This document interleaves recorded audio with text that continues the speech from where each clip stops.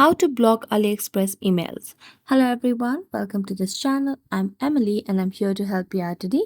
So without any delay, let's get started. So to block the AliExpress emails, what you have to do is just open up the AliExpress application on your device. Make sure it is updated to its latest version.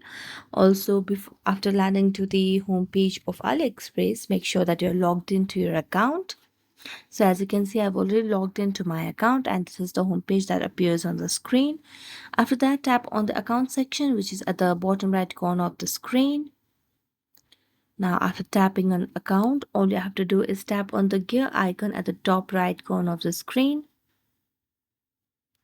And here you can see the option of notification settings. So just tap on that. And as you tap on notification settings, you'll be able to see different options that has been given access to notify you for various activities that happens in the AliExpress application on your device.